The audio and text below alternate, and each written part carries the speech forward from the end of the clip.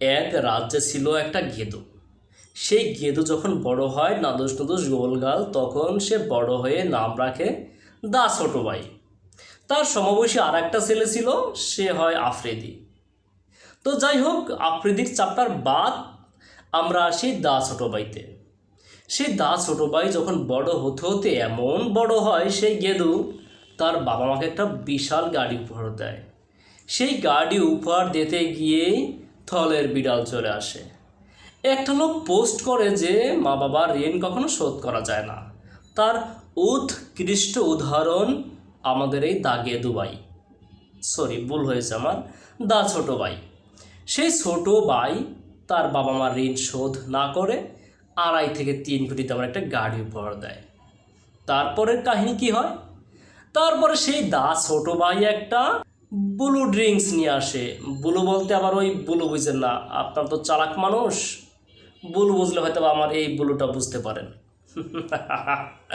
যাই হোক, একটা ড্রিঙ্কস, ইলেকট্রোলাইট ড্রিঙ্কস আনে, দা ব্লু না, ব্লু ব্লু ব্লু ব্লু আনে। সেই ব্লু আবার বিএসটি নাই, বিএসটি ছাড়া সে বাজারজাত করে ফুড পান্ডায়। রিসেন্টলি তার একটা ভিডিও দেখেছি, তার বাবা মা যে ঋণী, সে কত টাকা পরিশোধ করবে তা তার পরিবার জানে না। আমাদের তো অ্যামাউন্ট জানাবে, তারপর না আমরা পে ব্যাক করবো। বাহ সোনাঙ্গ আমার, কি সুন্দর! তুমি ঋণ নিয়েছো, তুমি জানো না যে তুমি কত টাকা তুমি ঋণী এবং কত টাকা তুমি পরিশোধ করবা। কত সুন্দর এদের জ্ঞান! এই জন্যই ভাই একে দা ছোট ভাই বাদ দিয়ে দা গেদু ভাই বলা উচিত।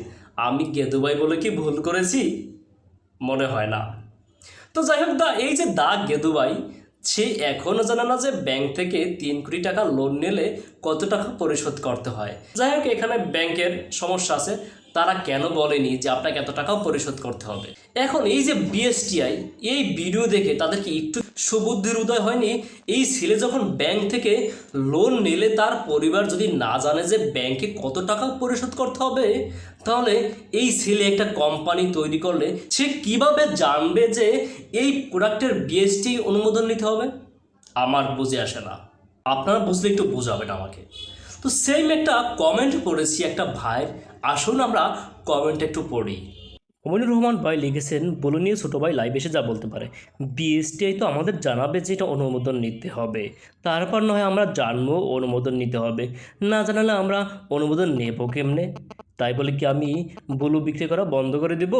হ্যাঁ প্রিভিউয়ার্স, আমি যেটা বলেছি সেটাই, যে রাফসান দা ছোট ভাই, দা গেদু ভাই, দা মনু ভাই, তার পরিবার জানে না যে ব্যাংক থেকে লোন নিলে কত টাকা পরিশোধ করতে হয়।